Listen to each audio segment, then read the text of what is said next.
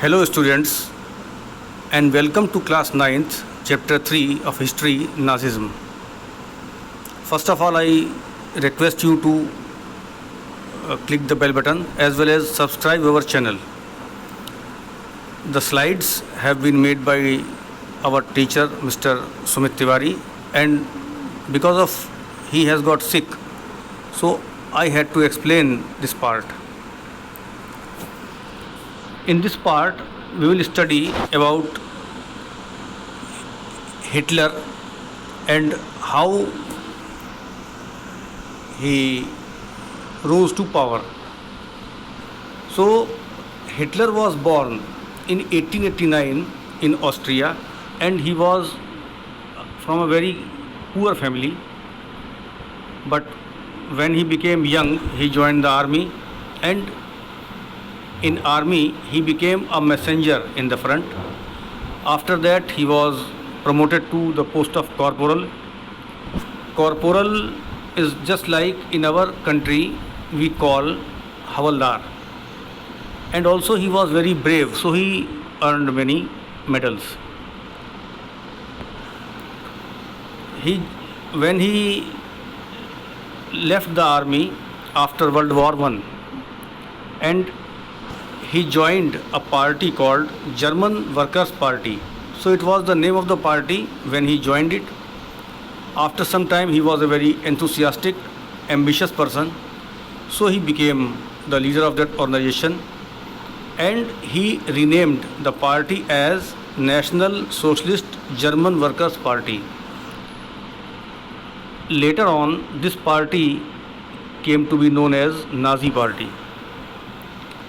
And in 1923, he planned to capture Germany. So he started with Bavaria, and he started a march to Berlin, but he failed and he was tried. उसके ऊपर मुकदमा चला ट्रीज़न. ट्रीज़न का मतलब होता है देशद्रोह. And also after some time, 2.5 years, he was released from jail. Till 1930s, his party could not do very good in the elections, but the Great Depression, which came in 1929, it became a mass movement, and since then the Nazis started to gain power. After 1929, when we can say the Great Depression hit Germany and Europe and all over the world. So in that case, the banks collapsed and businesses ran down, shut down, all the workers lost their jobs, and the middle class was very hopeless.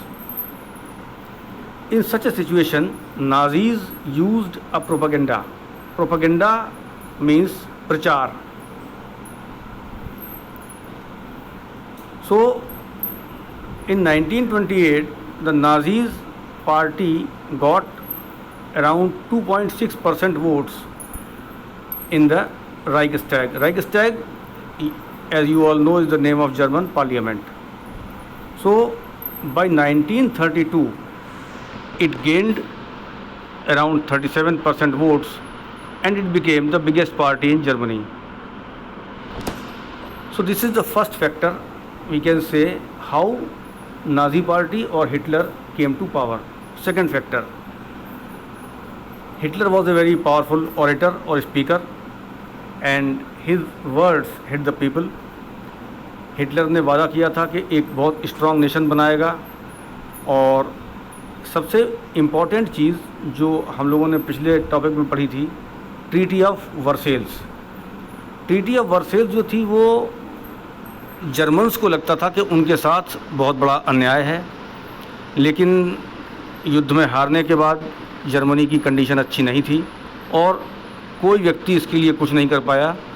Hitler ने ये वादा किया था कि वो इस treaty का बदला लेगा, और ये एक सबसे बड़ी चीज़ थी जो जर्मन्स ने उस समय पहचानी। As in the great depression all the people had lost their jobs, so he promised employment for everyone and a very good future for the youth. He also promised to clear out all the interferences, or he promised to change the foreign policy. और यही foreign policy हम लोग पढ़ेंगे आगे Hitler की कि उन्होंने क्या चेंज किया, और ये उसने वादा किया था। He started a new style of politics, actually mass mobilisation. इसका मतलब होता है बहुत से लोगों को इकट्ठा करना, और हिटलर ने बहुत बड़ी बड़ी रैलीज़ ऑर्गेनाइज़ की, और इसकी वजह से हिटलर की पावर लोगों को दिखाई पड़ी। और उसकी जो रैलीज़ होती थी उसमें स्वास्तिक जो एक उनका निशान था, हमारे हिंदू धर्म में स्वास्तिक एक बड़ा चिन्ह माना जाता है, लेकिन वो लोग इसको यूज़ करते थे, नाज़ी सैल्यूट, और जो उनका एप्लॉज था, जो उसके बोलने का तरीका था, वो सब बहुत फेमस हो गया। और इस सब से जर्मनी के लोगों को एक उम्मीद बंधी कि एक नया समय आएगा। Now we come to the third slide, that is the destruction of democracy. Hitler ने डेमोक्रेसी किस तरीके से ख़त्म की जर्मनी में। So on 30th January 1933 president Hindenburg was there and he made Hitler the chancellor of Germany. Chancellor is the biggest post in Germany still now it is. So when Hitler became the chancellor, you can see the speed of Hitler, how he acquired all the power in his hands. Now you can see on 30th January he became the chancellor, and on 28th February 1933 there was fire decree. Decree का मतलब होता है आदेश। अब German parliament की जो building थी उसमें by chance कहीं से भी आग लग गई, और आग लगने के बाद हिटलर ने फायर डिक्री निकाली या आदेश दिया, एंड दिस डिक्री और order just suspended all the civic rights.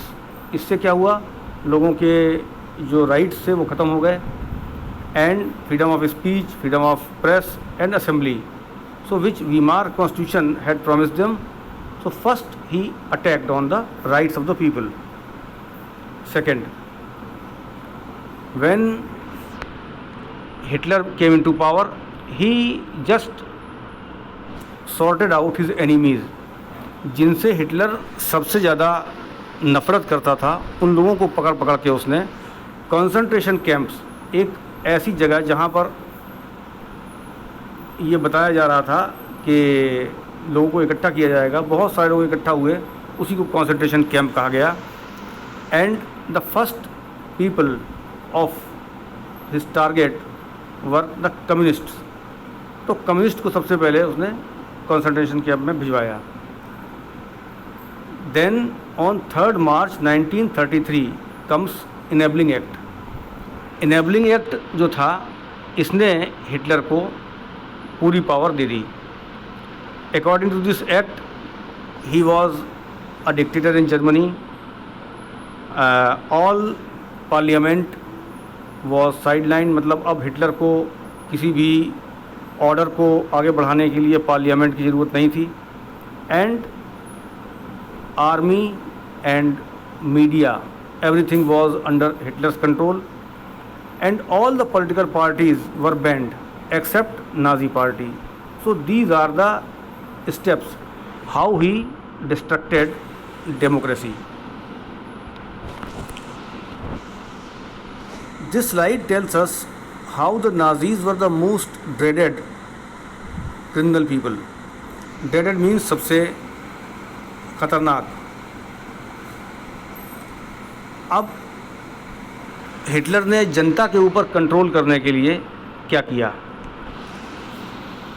So many special forces were created so in the society, and they were not moving around like in uniforms, in civil dresses. और वो लोग ये पता करते थे कि जनता आपस में क्या बात कर रही है, जो हिटलर के खिलाफ बात करता उसको गिरफ्तार कर ले रहे थे. And already there was a police, but they made Gestapo, secret service, SS, protection squad, criminal police and also the security service SD. तो इतनी सारी फोर्सेस हिटलर ने बना रखी थी. And there were Gestapo torture chambers. तो उनमें जो भी उसके हिटलर के खिलाफ लोग होते थे उनको पकड़ के बंद किया जाता था. And these were the all extra constitutional powers that made Nazi as the most criminal state. ये वो पावर्स थी जिन्होंने नाजीज़ को एक सबसे बड़ी अपराधी सरकार बनाया. After that Hitler started reconstruction of Germany. So जैसा उसने वादा किया था कि मैं अनएम्प्लॉयमेंट ख़त्म करूँगा, जर्मनी की इकोनॉमिक कंडीशन को ठीक करूँगा, तो उसने क्या किया, उस समय के जो सबसे इम्पॉर्टेंट इकोनॉमिस्ट थे Hjalmar Schacht, he made him the economic head of Germany.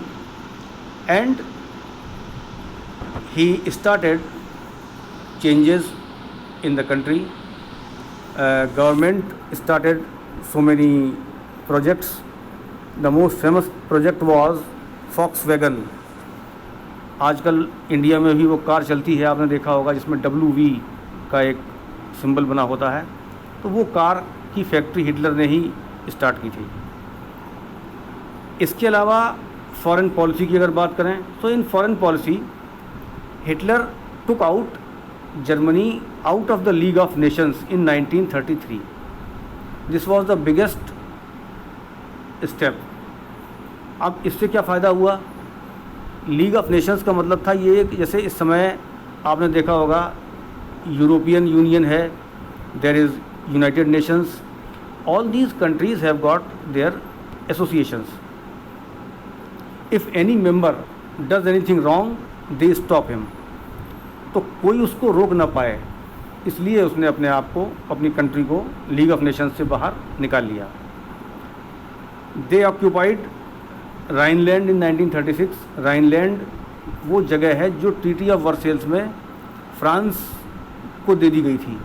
आपको याद होगा ट्रीटी ऑफ वर्सेल्स में they again occupied, attacked. And also he integrated, उन्होंने ऑस्ट्रिया और जर्मनी को मिला लिया अंडर द स्लोगन 1938 में one people one empire and one leader. Then he attacked Sudetenland in Czechoslovakia. Czechoslovakia एक छोटा सा कंट्री था, उसमें एक पार्ट था सुडेंटेनलैंड, और उस पार्ट में रहने वाले लोग जर्मन लैंग्वेज बोलते थे.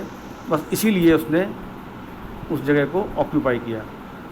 इन सितंबर 1939 जर्मनी इन्वेडेड अपॉन पोलैंड. यही आप मान सकते हो कि शुरुआत का समय था जब जर्मनी ने पोलैंड पर अटैक किया और इंग्लैंड ने उसका विरोध किया, और यहीं से वर्ल्ड वॉर सेकेंड की शुरुआत भी हुई. So at that time in 1940 a tripartite pact was signed between Germany, Italy and Japan. Tripartite pact इसका नाम है, पैक्ट मतलब समझौता. And Germany, Italy and Japan, 3 countries were there who signed this pact. And according to this pact Italy and Japan gave all the powers of decision regarding the war and everything to Germany. So actually by the 1940 Hitler became the most powerful person in the world. And now we come to his biggest mistake. 1941 में Hitler ने, actually Hitler के अंदर एक सपना था अपने Germany के देश को बड़ा बनाने का. तो देश बड़ा कैसे बन सकता है? दूसरे के देश पर कब्जा करके. So he attacked Soviet Union in 1941. and he was defeated by Russia. And when he was defeated, so Japan helped Germany, but Japan did one more mistake. Japan attacked America on the Pearl Harbor. ये एक America का base था, port, और यहाँ पर जैसे ही Japan ने इस पर अटैक किया, यूनाइटेड स्टेट्स ऑफ अमेरिका, जो अब तक इस वॉर में शामिल नहीं होना चाह रहा था, they also joined the war. And in 1945 May, Hitler was defeated, and also we come to notice that America attacked on Japan with atomic weapons. Hiroshima and Nagasaki were attacked by atomic bombs. So this is the end of this particular topic, or we can say part of the chapter. Thank you.